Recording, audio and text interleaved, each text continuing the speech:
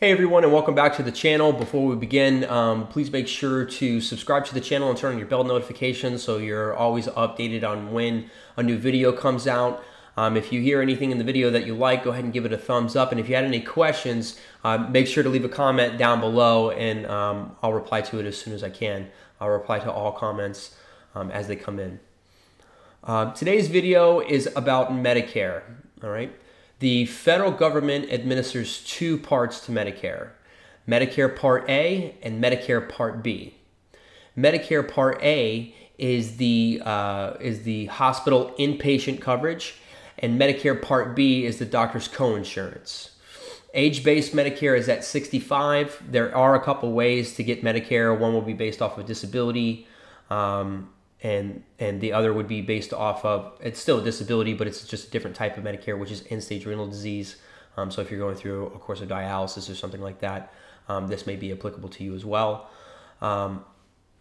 Going back to the differences, again, Medicare Part A is the hospital inpatient coverage.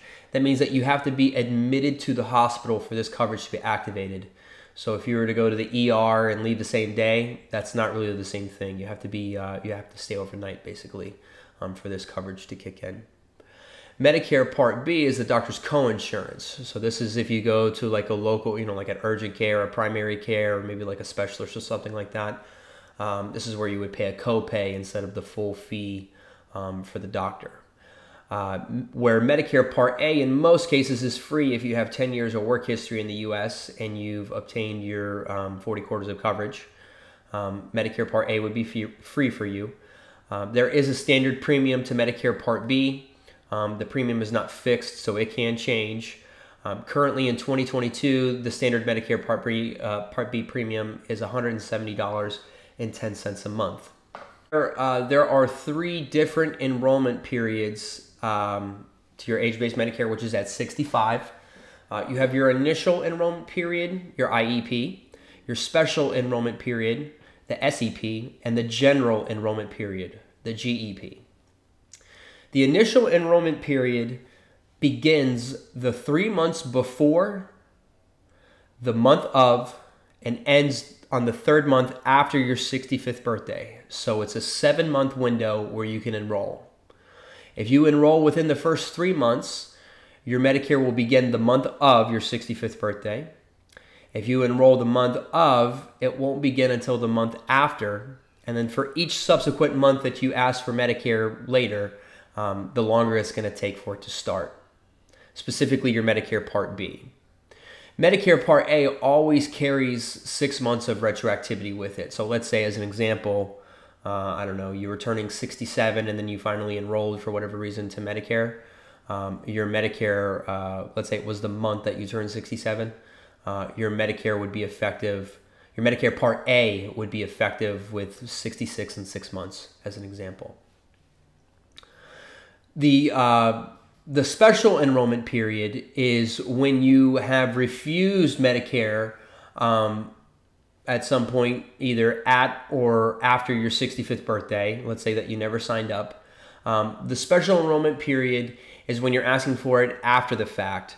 And this is only applicable whenever you have had credible coverage through an employer, through you or your spouse if you're married. So what that means is, for Medicare purposes, Medicare actually does not recognize any sort of private marketplace coverage. They don't recognize any sort of retiree policies, any sort of COBRA insurance, or anything from, let's say, the Department of Veterans Affairs, if you're a veteran and that's how you get your health coverage.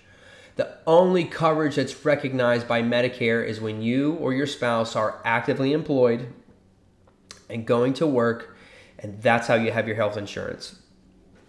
If it's anything other than that, it will not be recognized by Medicare, and then that's when you would start to experience potential penalties, and the general enrollment period might be applicable to you. The general enrollment period is every January through March, and your coverage won't begin until July of whatever year you enroll. And for every 12 months after your 65th birthday that you have enrolled, or that has gone by since you've enrolled, you would have a 10% penalty on your Medicare Part B premiums. And because that's a percentage-based penalty and not a fixed-based, that means your penalty is determined by whatever the standard premium is. So this year, the Medicare Part B premium is $170.10, so 10% of that would be $17.10. But I believe the last premium, I want to say, was like maybe $54, somewhere around there. So if you had a 10% penalty, it only would have been $15. So as the standard premium adjusts, that means that your penalty realistically is going to go up as well, dollar for dollar, since it's a percentage based. If you're somebody that's turning 65 and you know that you're going to keep working, or your spouse is going to keep working, and you're going to maintain the same health insurance that you have from your employer, a common question is, should I even, most people know that they're not going to sign up for Medicare Part B, maybe because of a double coverage situation and they don't want to pay 2 insurance premiums, but thinking about Medicare Part A. So there's usually 2 categories of people. If you participate in a health savings account at your job, or your spouse does, other known as an HSA, this is essentially tax-deferred money that go towards medical expenses. And I wouldn't say it's uncommon that people have it. You might want to consider not enrolling into Medicare Part A, because once you enroll into Medicare Part A, you can no longer contribute to your HSA, and you cannot participate in that. Otherwise, you will have a tax penalty. For more questions about that, I would refer you to whoever helps you do your taxes to elaborate more on that. But just keep that in mind, that if you know you're going to keep working and you know you're going to continue to participate into that HSA, signing up for Medicare Part A probably isn't the route for you to go. If you don't participate in that HSA, I would recommend that you sign up for Medicare Part A, especially if you have that 10 years of work history and it's free for you. Essentially, it's additional hospitalization coverage that you get at no costs. So especially in the last couple of years with the pandemic and so many people getting hospitalized, especially if you have pre-existing conditions, I would highly recommend signing up for that, because you will have no monthly out-of-pocket premium.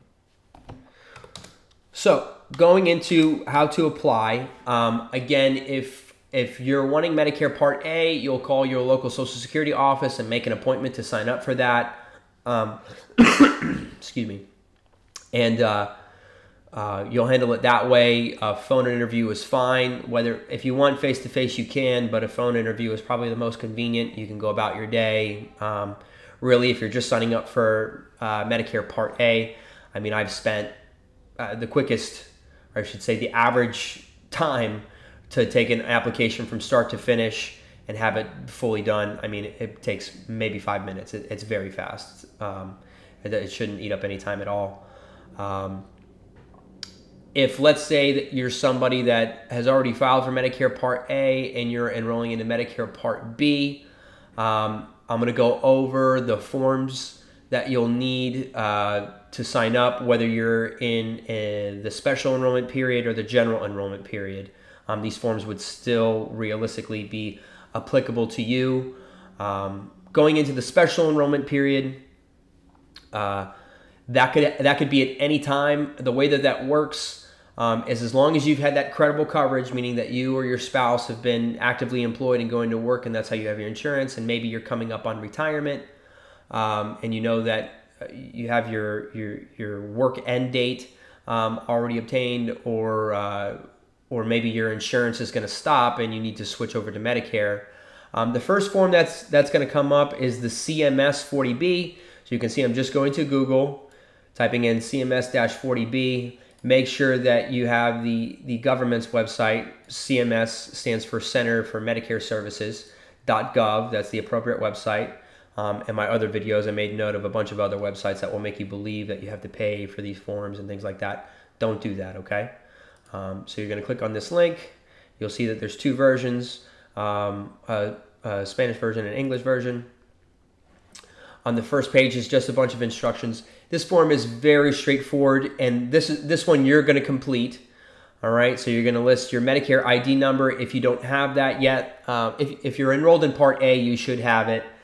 If you're not enrolled and you're kind of doing it all at once, and you're over the age of 65, the Social Security office will still need these forms, even though they'll probably just complete your Medicare Part A application and then say, turn in your forms as soon as possible.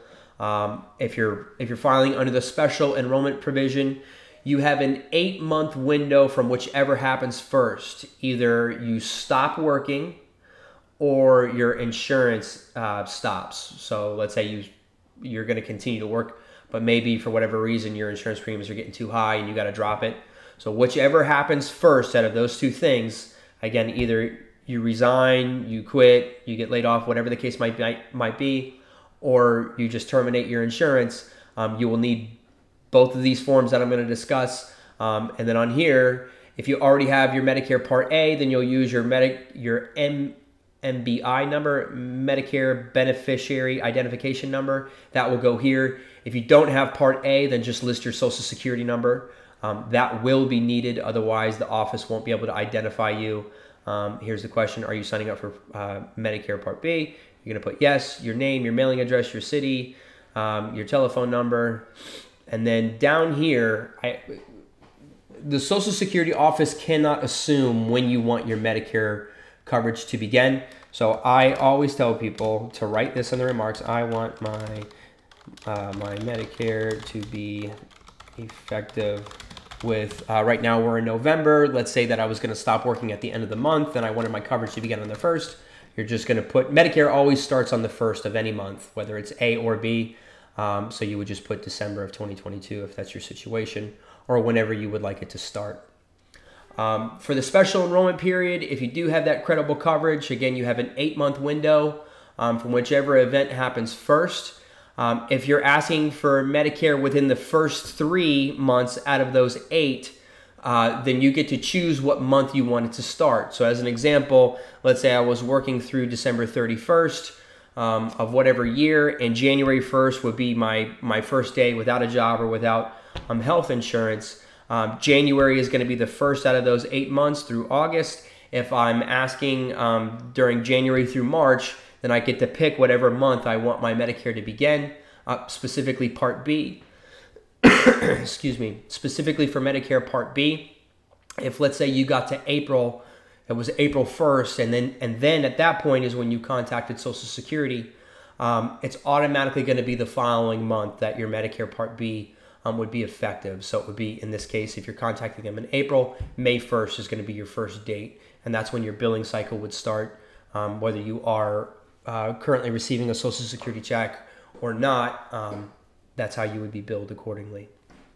All right. So the 2 forms you have to fill out. This is the first one. Again, CMS 40B. It's down here at the bottom. You're going to fill that out.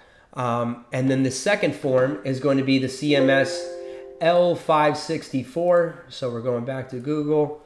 CMS L564. Please excuse my voice. Again, make sure you're going to Medicare.gov or CMS.gov is what it is. Again, you have the 2 forms. The S, I'm sure, is going to represent Spanish, and the E is going to be English. So we're going to click on this. Again, the first page is just instructions. This form is actually going to be completed by your employer. Request for employer information. You can see down here, all employers. It's usually somebody in the HR department because they're verifying your employment dates and and the covers that you've had. So normally it's like a HR representative that does it. So the employee's name. So if you're the employee and you carry the health coverage, it's going to be all your information.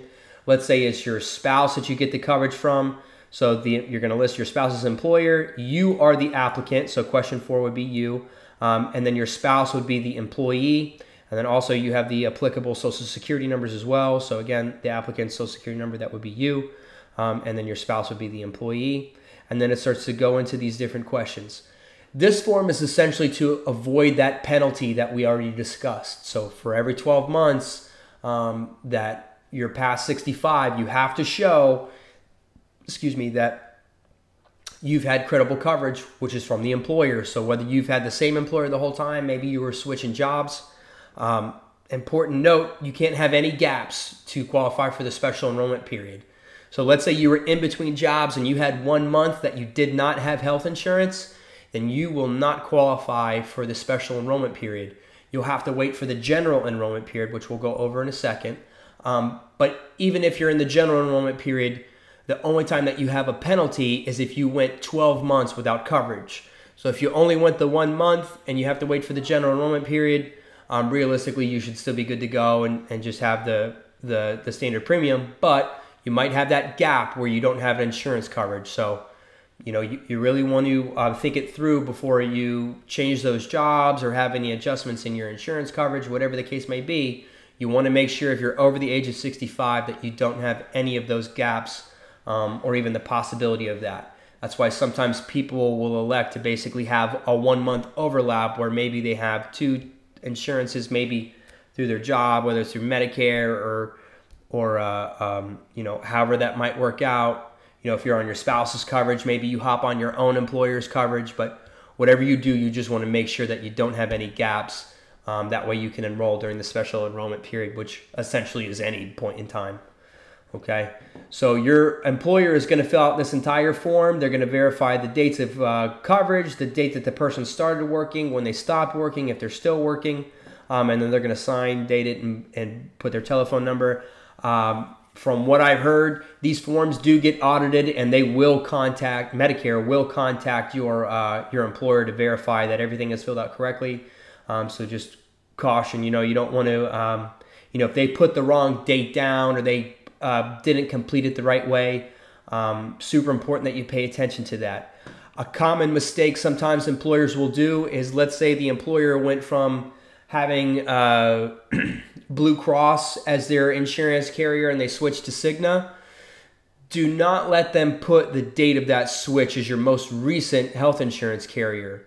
If you've been working for that employer for 30 years and you've had, or your spouse, and you've maintained health insurance with them the entire time, you want the oldest date possible just to make sure that everything is on the up and up. You don't want to be in a situation where they put, let's say, you had one insurance carrier when you were 65, you're still working for the employer, and now you're 67. But when you turn 66, they made that switch in different carriers, and they only are articulating from that new date with the new carrier. You don't want that. You want to tell them, hey, when you fill out this form, whatever shows the oldest date that shows me or my spouse having this coverage, that's the date that needs to be put on the form.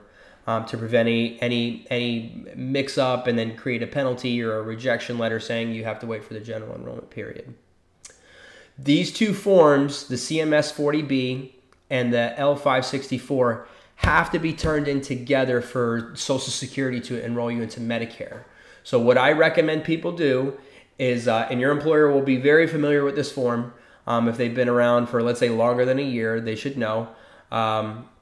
Or I should say, if they've had anybody who's 65 retire,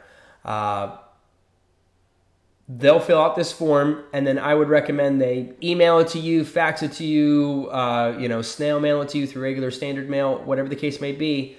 Let them fill it out first, give you the copy, and then you fill out the 40B and turn the forms in together. If you can, and I can't stress this enough because we're talking about health insurance and dates are involved in enrollment periods, if you can turn these forms into the office in person, that's what I recommend. Just go ahead right in the morning. Every office in the nation opens at 9 a.m. Show up at 8:30, get your ticket, have somebody date stamp your forms, make a copy of it, and then hand you back that copy with the date stamp on it as your proof in the interim while you're waiting for your Medicare card to come in the mail. That's your proof. If you send it in the mail, there are so many different things that could happen. The mail carrier, whether it's FedEx, UPS, if those forms get lost, that's kind of on you. If you did, let's say you're in a time crunch or you can't get the time off of work and you do have to mail it, I highly recommend that you spend a couple bucks. You get the tracking information attached. That way it's your protection. You can always argue with the local office, hey, here's my proof that I mailed in the forms. I don't know what happened. but I mail these in, and then maybe they'll, establish that date. That's really up to them. But I'm confident that they'll side with you. That's what they should do. That way you don't have any, you don't miss your period for whatever reason of enrollment if you're on the cusp. Then we have the general enrollment. The general enrollment is every January through March. The coverage won't begin until July of whatever year that you enroll. The general enrollment is for people who, for whatever reason, whether it was for financial reasons or maybe they had some other means of healthcare, maybe they were outside of the country. If you didn't take Medicare at 65 and now you need it and you haven't been covered by you or your spouse's active employer, then the general enrollment period is applicable to you. Again, every January through March, the coverage won't begin until July. And then for every 12 months that have gone by since your 65th birthday, before your coverage is activated, you would have a 10% penalty on your Medicare Part B premiums. All right. I can't stress enough that if you're somebody with pre-existing conditions, it really doesn't benefit you in any scenario to wait to enroll. I can get that times are tight financially, but by waiting, you're putting yourself in a tougher position. You really are most of the time, and I would advise against that. If you got to borrow a couple bucks from a family member every month, if they can help you out, I would do whatever you can to enroll in 65, because there's a lot of other things that come into play, especially if you have pre-existing conditions, and then maybe you're looking for a third-party plan, like a GAP plan or an Advantage plan. You have certain time frames that you have to enroll without being charged for pre-existing conditions, depending on the laws that are applicable in your state. And if you're outside of certain enrollment periods or time frames, they might be able to charge you more for those conditions. Let's say if you're a diabetic or something like that. So you want to avoid that as much as possible and enroll it really as soon as you can. I can't stress that enough. In regards to, excuse me, the Medicare website. So here's the website. It's just medicare.gov. If you scroll all the way down to the bottom, here's just a couple helpful links that I'm sure could save everybody a lot of time and stress in trying to look up some information. So the first one, what does Medicare cover? This is under the site menu at the bottom of the page. So if you scroll all the way down, you'll see this. What does Medicare cover? And it kind of breaks down, the different things, Part A, Part B, Medicare health plans. So I would imagine, Medicare savings account, Medicare cost plans, so these kind of break down certain things. I would recommend that you get, with an insurance agent if you're confused on any of this. This is not my area of expertise beyond just the standard Medicare Part A and Part B, the enrollments and the penalties. But if you're, you can see here it's talking about an Advantage plan, Part C. So the best way to figure out what's best for you, I would say, is to find an insurance agent. They're going to ask you, I'm sure, if you have any of those pre-existing conditions, and then help you find a plan that caters to those conditions if possible.